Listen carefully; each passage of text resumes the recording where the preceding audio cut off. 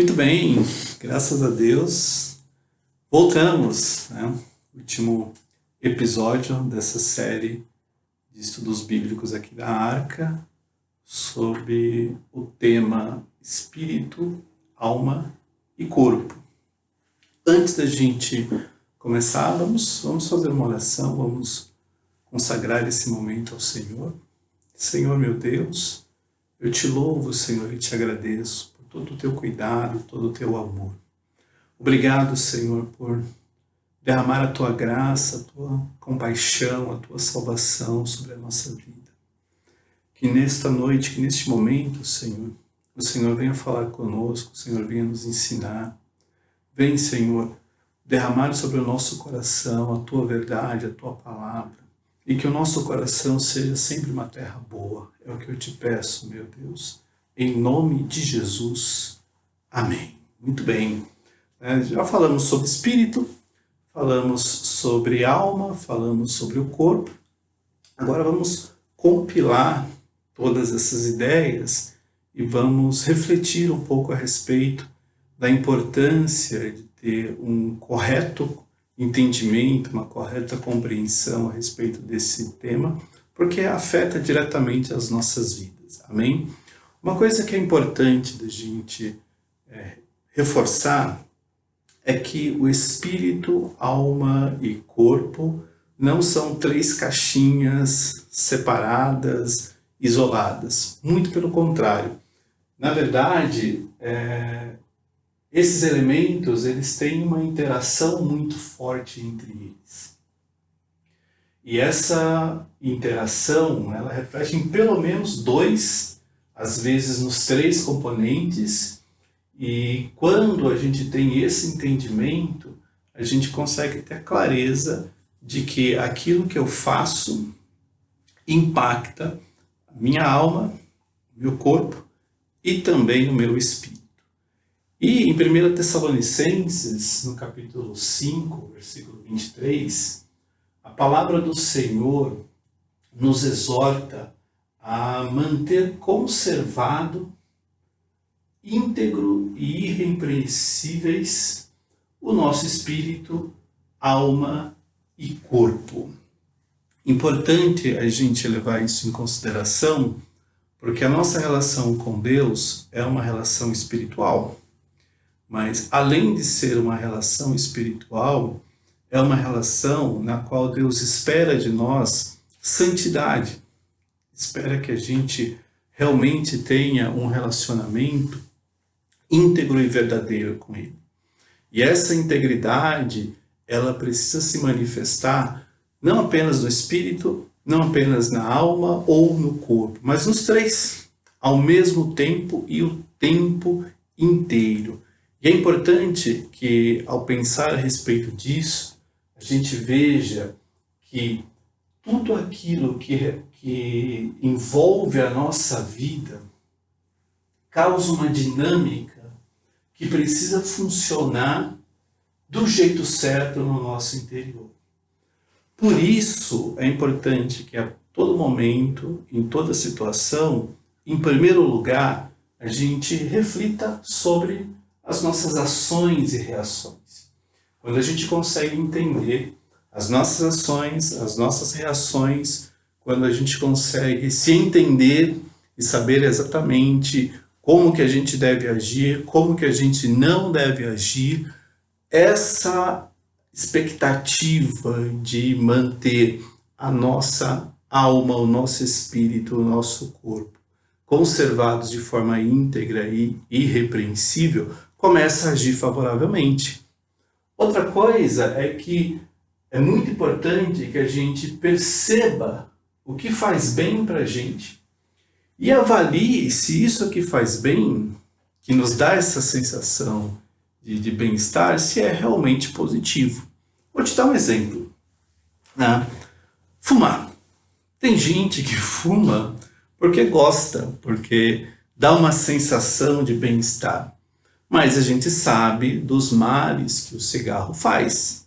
Então, não é só uma questão de observar o nosso bem-estar, mas é de entender se esse bem-estar contribui positivamente para essa harmonia que precisa existir no corpo, na alma e no espírito humano.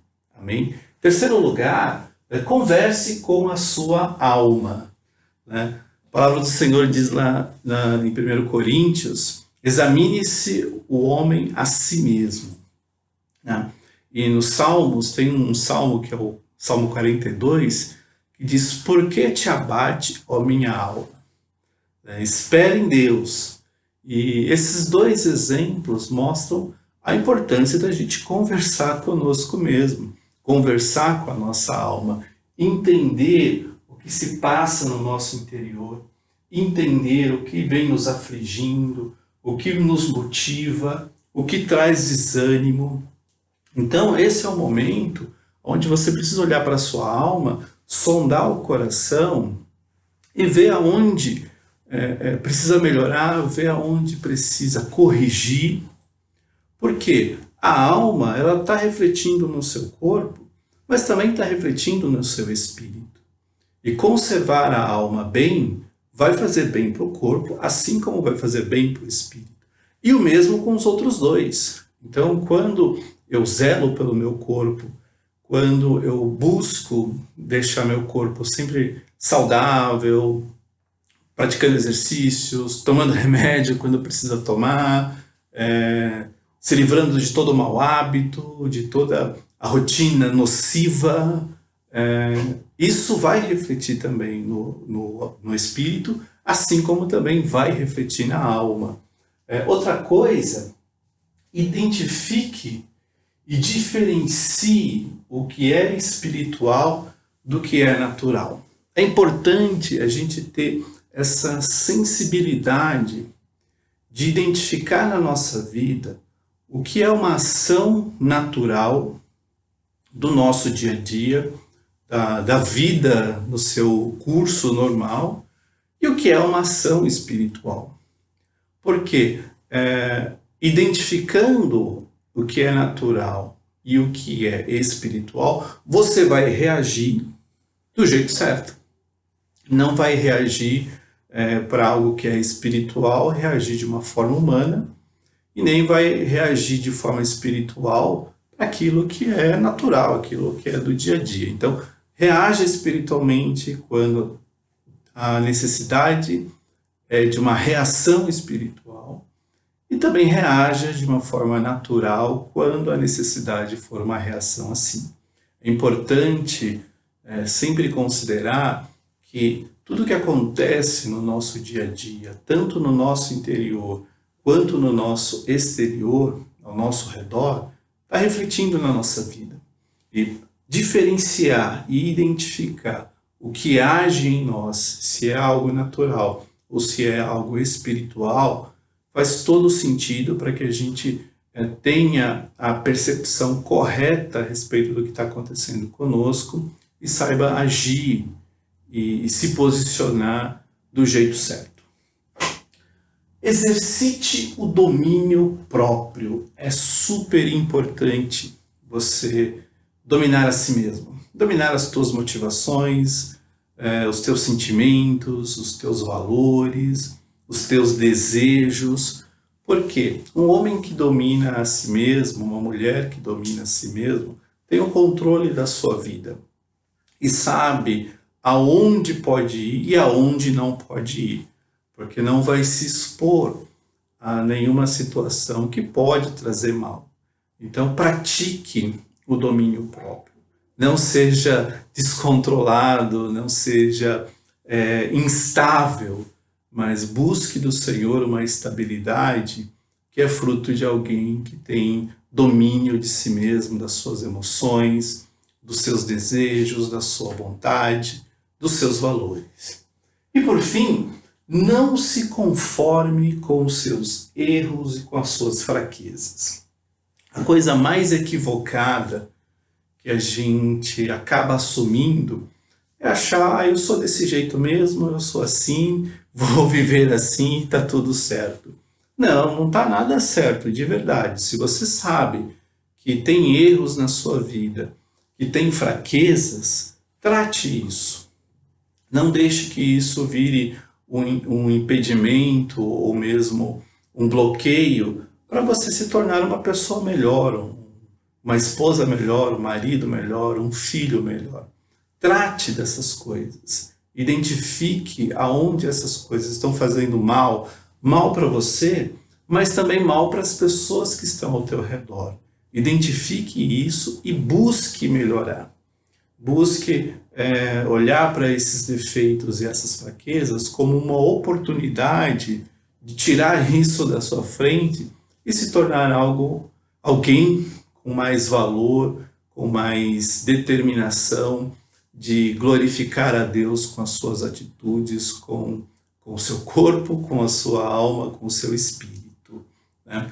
Outra coisa importante é que quando nós olhamos para o nosso dia a dia e pensamos na importância de ser íntegros e irrepreensíveis, é fato que tem fatores críticos que a gente precisa prestar atenção para que eles sirvam de combustível para o nosso desejo de buscar essa integridade e esse sentimento de ser irrepreensível. A primeira coisa, quando a gente olha a respeito da questão do Espírito, é que o Espírito ele é concedido por Deus. Deus nos concede esse componente chamado Espírito.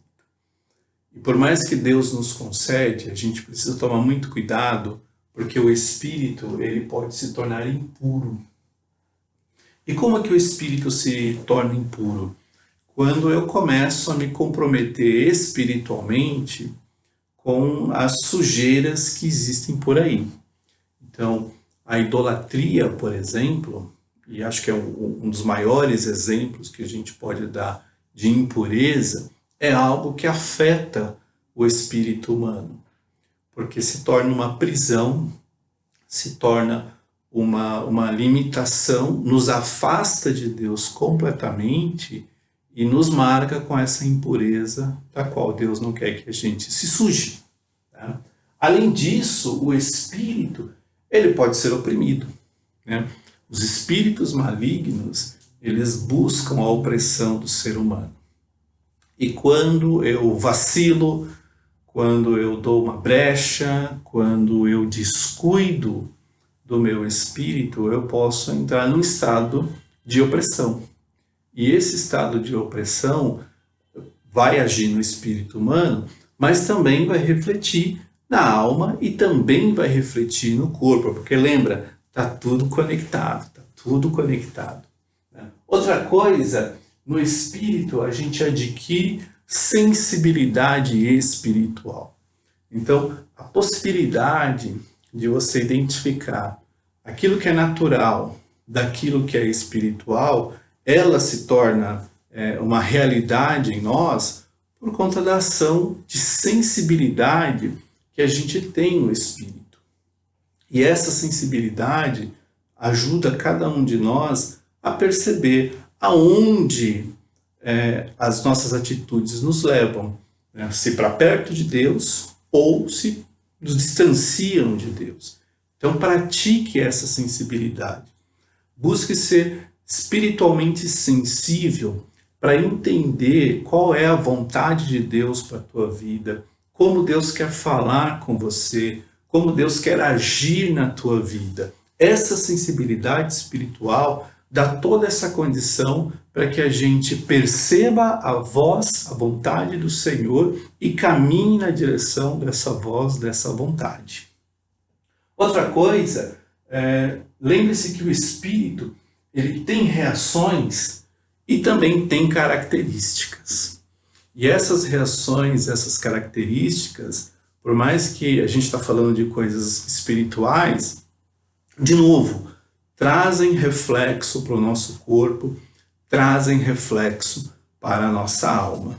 Então, cuidado com as reações espirituais que você tem, cuidado com as características espirituais que você está desenvolvendo, né? Como, por exemplo, a característica de prontidão, de estar sempre pronto, sempre disposto para Deus, porque o contrário disso é um espírito indisposto, um espírito que não tem desejo de buscar as coisas de Deus, ou que se contenta em buscar coisas espirituais, mas que não são de Deus, coisas que vão trazer sujeira, vão trazer contaminação. Falando a respeito da alma, com a alma, a palavra do Senhor diz que ela necessita ser preservada. A gente tem que preservar a nossa alma. A gente não pode deixar a nossa alma ficar exposta a desejos e sentimentos que vão nos estragar, que vão nos prejudicar depois. Então, olha para a tua alma como um ativo, como um bem que você precisa preservar de todo tipo de destruição, de todo tipo de sentimento que quer corromper, que quer causar em nós a impureza na qual o Senhor deseja que a gente fuja, que a gente não se envolva jamais, né? Outra coisa, a alma, ela nos faz lembrar de que a gente tem uma responsabilidade com o Senhor. Então, pecado é crítico, ele é grave, ele opera na nossa vida e nos afasta de Deus. E quando a gente peca, a gente falha muito feio, E isso traz consequências e nós precisamos agir de forma responsável para fazer aquilo que Deus quer e para evitar ao máximo aquilo que a carne, aquilo que o pecado quer que a gente faça, né? Também a gente deve, na nossa alma, buscar o fruto do Espírito e eliminar de nós toda a obra da carne. De novo, a gente já teve a oportunidade de falar sobre o Espírito, né, num dos nossos estudos, e especificamente sobre o fruto do Espírito. Então, é importantíssimo que você desenvolva uma relação com Deus que gere fruto. E o fruto do Espírito é simplesmente a consequência dessa relação, a consequência desse relacionamento que a gente tem com Deus. Então, busque o fruto e elimine de você toda a obra da carne, toda a inclinação, todo o desejo de fazer aquilo que não agrada ao Senhor, tira da vida, tira da frente, né? Porque na alma, essas sujeiras, essas contaminações trazem marcas muito profundas e que depois vão gerar sequelas espirituais das quais a gente não precisa ter. Falando a respeito de corpo, o corpo ele deve glorificar a Deus. Corpo, você faz exercício, você cuida, você zela, você protege, você está sempre disposto a dar o melhor para o corpo, porque a gente precisa dele, mas acima de tudo, o nosso corpo tem que glorificar a Deus. Então, a gente não deve, de forma alguma, se sujar com os pecados, porque isso tira a glória de Deus do nosso corpo. E não é isso que o Senhor quer de nós. Além disso, no nosso corpo, a gente tem um lugar para cultuar a Deus, né? O nosso louvor, a nossa adoração, a forma como a gente se posiciona diante de Deus, tudo isso representa uma forma de culto, uma forma de cultuar ao Senhor. Então, o nosso corpo é extremamente importante para servir de culto racional a Deus, cultuar ao Senhor através do nosso corpo. O nosso corpo necessita ser dedicado a Deus, né? Consagrado ao Senhor. Então, a minha voz, as minhas atitudes, a minha capacidade de fazer coisas, minha força de trabalho, tudo isso precisa estar dedicado ao Senhor. São coisas que o nosso corpo produz e quando a gente dedica isso a Deus, a bênção de Deus desce sobre todas as áreas da nossa vida, graças a Deus por isso, né? E não esqueça que o corpo é santuário do Espírito Santo. O Espírito de Deus escolheu habitar em cada um de nós. E a gente tem que zelar pelo nosso corpo. cuidar dele, porque o Espírito Santo quer habitar em nós. Então, olha para o teu espírito, olha para a alma, olha para o corpo, sabendo que você tem uma importância, assim, especial para Deus. Uma importância que vai muito além da nossa própria compreensão. E quando a gente olha para o nosso espírito, para a nossa alma, para o nosso corpo, e busca uma sintonia com o Senhor, fugindo de tudo aquilo que é mal e buscando tudo aquilo que é bom, esta sintonia, esta conexão fica mais forte, fica mais verdadeira e nos ajuda a chegar aonde Deus quer nos levar. Amém? E continuando, a gente precisa entender o que compromete o espírito, a alma e o corpo. Certamente o pecado. O pecado, ele não é uma relação oprimido-opressor. O pecado não é uma ilusão. O pecado não é algo subjetivo. E é importante dizer isso porque no passado, principalmente dentro da igreja, se inventava pecado para tudo, Pintar o cabelo era pecado, pintar a unha era pecado, jogar bola era pecado, Então, no passado, a igreja tinha esse hábito de ficar inventando pecado. Mas pecado não é uma coisa subjetiva, uma coisa que a gente sente. Ai, não, se você sente que é pecado, é pecado. Não, pecado ele é algo bastante objetivo. E tudo que é contrário ao caráter de Deus configura pecado.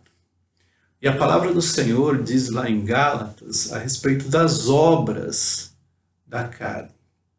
Essas obras da carne é uma lista de pecados que agem no ser humano e que de verdade a gente precisa tomar muito cuidado porque elas estão aí querendo entrar para sujar o nosso espírito, a nossa alma e o nosso corpo. E olha só o que diz o texto.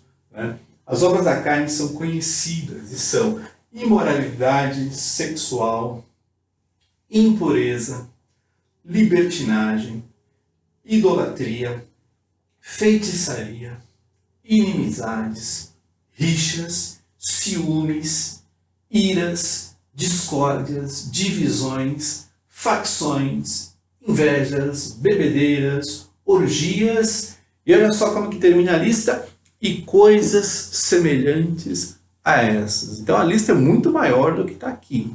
Aqui são apenas alguns exemplos, E esse texto, ele nos alerta para uma realidade que é muito séria e muito digna da gente observar, que está exatamente no final aqui do texto, Os que praticam tais coisas não herdarão o reino dos céus.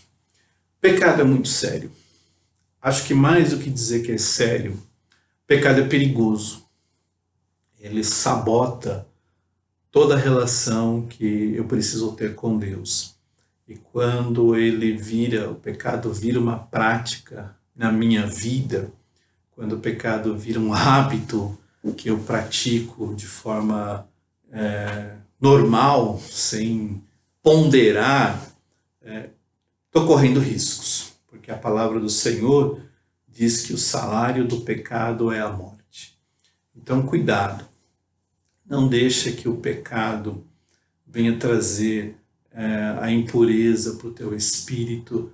Não deixa que o pecado venha comprometer a tua santidade, trazer sequelas para a tua alma, trazer marcas para o teu corpo, porque essa não é a vontade de Deus. Deus não quer realmente que a gente se suje com essas coisas. Então olha para o pecado como uma coisa perigosa, uma coisa que de verdade quer levar a gente exatamente para o final desse texto. Os que praticam tais coisas não herdarão o reino de Deus. Amém? Amém? Então, quando a gente segue pensando a respeito do pecado, é importante que a gente leve em consideração que a presença do Espírito Santo de Deus na nossa vida é fundamental para que o pecado não nos domine. E além disso, além da presença de Deus, a gente tem uma responsabilidade que precisa ser levada em conta, que é a questão do livre-arbítrio. Amém? Livre-arbítrio não é um conceito bíblico, deixa eu te explicar melhor, né? Na verdade, não é que não é um conceito bíblico. Ele não está escrito em nenhum versículo da Bíblia essa palavra livre-arbítrio. É interessante porque a ideia de livre-arbítrio, por mais que ela, de certa forma, até esteja na Bíblia, mas ela era uma ideia muito comum na filosofia grega, principalmente no estoicismo. E no século II, um teólogo chamado Tertuliano, ele trouxe essa ideia para dentro do pensamento cristão, a ideia do livre-arbítrio. E foi entre o século IV e o século V que a questão do livre-arbítrio entrou numa polêmica, né? De um lado, tinha um teólogo chamado Santo Agostinho, que dizia que o ser humano era depravado e que o livre-arbítrio estava totalmente contaminado pelo pecado, o homem não conseguia fazer nada de bom. Do outro lado, tinha um outro teólogo que dizia um teólogo chamado Pelágio, que dizia que não, que o livre-arbítrio ele conduz o homem numa direção na qual, pelas suas boas ações, ele vai se salvar por ele mesmo, né? Então eram dois extremos, e a gente não vai falar nenhum nem de outro, porque extremo é extremo, né? Então fica um brigando com o outro. Mas se a gente trouxer essa ideia um pouco mais para o centro, é importante que a gente reflita que a ideia do livre-arbítrio, por mais que ela existisse fora da Bíblia, era um conceito que o apóstolo Paulo já ensinava. Olha só que a palavra do Senhor diz aqui em 1 Coríntios, no capítulo 12, versículo 6. Todas as coisas me são lícitas, mas nem todas convêm. Todas as coisas me são lícitas, mas eu não vou me deixar dominar por nenhuma delas, ou eu não me deixarei dominar por nenhuma delas. Amém? Então, essa ideia de livre-arbítrio não é liberdade, né, para você fazer o que você bem entender. Talvez isso é um equívoco que as pessoas assumem quando estão falando de livre-arbítrio. Eu tenho livre-arbítrio, então eu faço o que eu bem entender, liberdade para fazer o que eu quero. Pode ser, né? Se a gente observar ipsis literis, pode até chegar nessa conclusão, mas não para por aí, porque mais do que isso, o livre-arbítrio é assumir a responsabilidade pelas escolhas que a gente faz. É por isso que Paulo ensina, olha, eu posso fazer todas as coisas, mas nem todas as coisas convêm. Eu posso fazer todas as coisas, mas eu não vou me prender, eu não vou me escravizar, eu não vou me limitar às coisas que eu posso fazer e que não convém que eu faça. Então, pensa no teu livre-arbítrio como uma responsabilidade de escolha. Você pode fazer da tua vida o que você quiser, né? Igreja nenhuma vai proibir você. Igreja nenhuma vai controlar a tua vida, né? A tua vida é tua, né? Deus te deu, Deus concedeu para você o Espírito, Deus te deu saúde, Deus te deu suas bênçãos e você faz disso o que você bem entender. Mas não esqueça que a gente tem uma responsabilidade por cada escolha que a gente faz. Se eu trago prejuízo para a minha alma, para o meu espírito, para o meu corpo, eu sou responsável por isso. Se eu faço escolhas que me afastam de Deus, que me levam numa direção contrária à vontade do Senhor, Eu sou responsável por isso. Então, use o livre-arbítrio que você tem para fazer as melhores escolhas, que são aquelas que vão glorificar o Senhor, né? Entenda que a tua alma, o teu espírito, o teu corpo, por mais que você tenha toda a liberdade de fazer o que você bem entender com eles, um dia você vai se encontrar com o Senhor, assim como eu também vou me encontrar com o Senhor. E nós vamos ter que explicar, né, o que a gente fez com essa liberdade, principalmente as coisas que a gente deveria fazer para agradar a Deus e a gente preferiu agradar ou a nós mesmos, ou as pessoas que estão ao nosso redor, ou mesmo o inimigo das nossas almas. Então, muito cuidado com isso, né? Você não é totalmente depravado, como esse Santo Agostinho queria ensinar. Você não é capaz de se salvar fazendo boas ações, isso não existe, a gente não consegue, porque Cristo morreu na cruz exatamente para ser o caminho, a verdade e a vida para nós. Então precisamos da graça, precisamos de Cristo e precisamos ser responsáveis por cada atitude que a gente toma, porque essas atitudes impactam nossa alma, nosso corpo, nosso espírito. Amém? Tudo isso porque a nossa alma ela é imortal, né? A alma é imortal. E uma passagem que eu gosto bastante, que é a parábola do rico e de Lázaro, que está lá em Lucas, eu acho lindo, eu acho uma história que nos leva a refletir bastante a respeito do que nós estamos fazendo aqui e também do que nos espera do outro lado.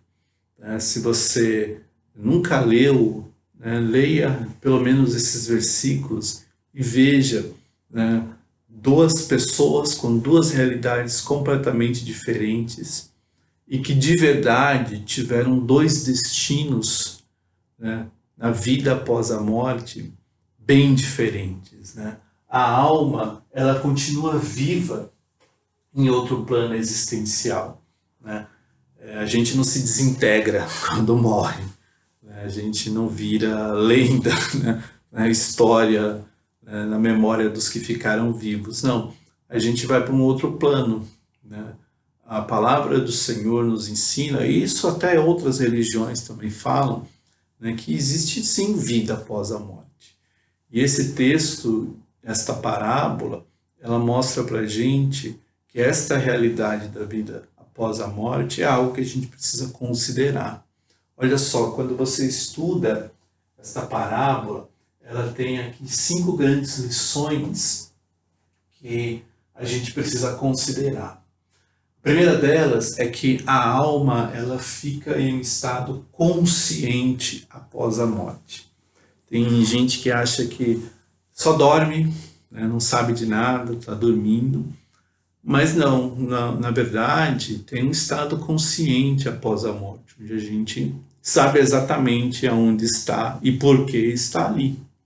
Sabe exatamente o que aconteceu antes e o que isso nos levou nesse estágio de vida após a morte. Outra lição que esta parábola nos traz é que tem uma certeza de um destino para todo o ser humano. Ou a gente vai para o céu, ou a gente vai para o inferno.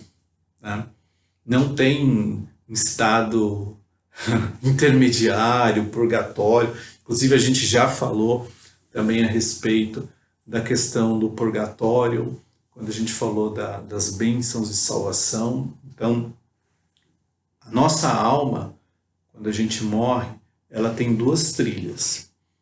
E essas 2 trilhas, elas são certas, elas existem, elas estão lá. Ou a gente vai para o inferno, ou a gente vai para o céu. Sim, nós confiamos em Deus, entregamos nossa vida para Jesus, cremos em Jesus como Senhor e Salvador, glória a Deus, tem céu para a gente.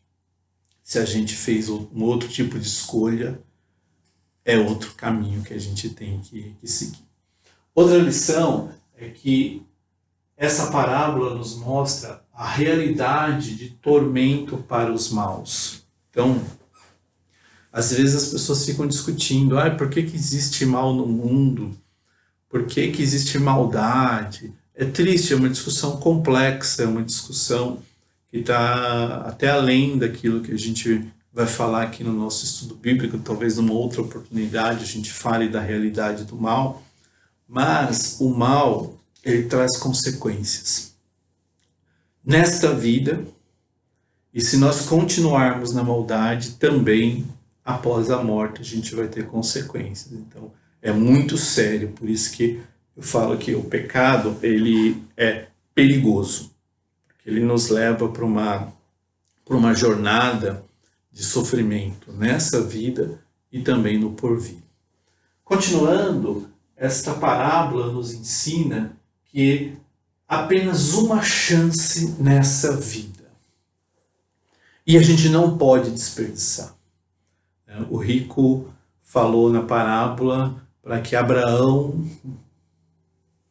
deixasse Lázaro voltar para avisar os seus irmãos para não andar nos mesmos caminhos, porque a coisa ia ficar feia quando eles morressem. E Abraão disse, olha, eles têm Moisés, eles têm os profetas, eles têm quem diga para eles o que fazer. Aqui a gente não vai dizer nada e não vai ter outra chance a não ser essa. Então, cuidado. Cuidado com a forma com que você conduz a tua vida. Cuidado com a forma com a qual você trata o teu corpo, a tua alma, o teu espírito. Porque a gente só tem uma chance, né? Uma chance que a gente não sabe quando acaba, porque, né, a morte, quando vem, ela não dá nenhum aviso prévio, né? Então não corra riscos, não se arrisque, não coloque tudo a perder por conta de emoções, de desejos que você quer aproveitar, porque a vida não é só de emoções ou de desejos. A vida tem que ser um relacionamento profundo e verdadeiro com Deus. E a nossa chance de agradar ao Senhor, ela acaba quando a gente fecha os olhos aqui. Se a gente deixou passar essa chance, é triste. Mas se a gente souber aproveitar essa chance, vai ser muito bom lá na frente, em nome de Jesus. Em último lugar, essa parábola, ela nos ensina que entre vivos e entre mortos não tem comunicação. Então não existe. Às vezes as pessoas falam, mas e quem consulta? Não, quem consulta não está consultando realmente os mortos. Pode estar consultando outras coisas, mas não os mortos, porque não existe essa comunicação. É uma realidade que não está conectada com a nossa, né? O mundo espiritual, ele é complexo, mas o mundo dos mortos, ele está totalmente separado do mundo dos vivos. Então não tem como se comunicar, e essa parábola ajuda a gente a entender exatamente isso. Amém? Para terminar, tem algumas coisas que a gente precisa dizer, né? A importância de você conhecer melhor quem você é vai ajudar a gente a entender que tipo de pessoa Deus deseja que a gente seja. Então, quanto mais você se conhece, quanto mais você se entende, mais você pode melhorar e mais você pode se dedicar a Deus. E alguns pontos importantes. Então, entenda que, por mais que você é um ser complexo, Deus te conhece muito bem. Então, Deus te conhece muito melhor do que qualquer outra pessoa. Melhor do que a sua mãe, melhor do que a sua esposa, melhor do que os seus pais. Deus te conhece. Ele sabe aonde dói, ele sabe o que te alegra, ele sabe o que te incomoda. E isso é algo que a gente pode confiar, que a gente pode ter certeza em nome de Jesus. Em segundo lugar, aprenda a lidar com essas complexidades de forma positiva. Às vezes a gente prejudica a gente mesmo, né?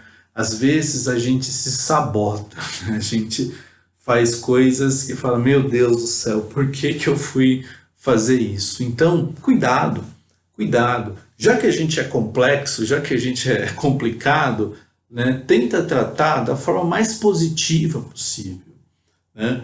Tenta tratar da melhor maneira possível. Olha para essa realidade sabendo que aquilo que é mal, né, pode melhorar, né? Então, pode se tornar melhor.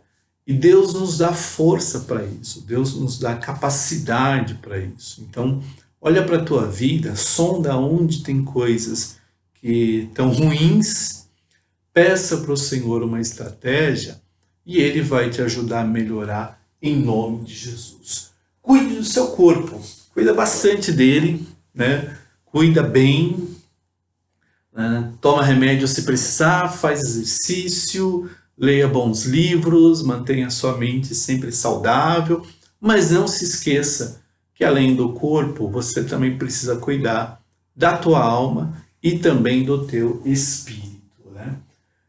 Precisa de ajuda? Busca ajuda. Não tenta resolver as coisas sozinho, né? Busque sempre que você precisar ajuda. O corpo fica doente, mas a alma também fica doente. Então, na hora dessa doença, é importante que você lembre que a ajuda ela pode ser de um médico, de um psicólogo, de um especialista, e também pode ser do Senhor. Mas o mais importante é busque sempre ajuda quando você precisar. Use o seu livre-arbítrio com responsabilidade.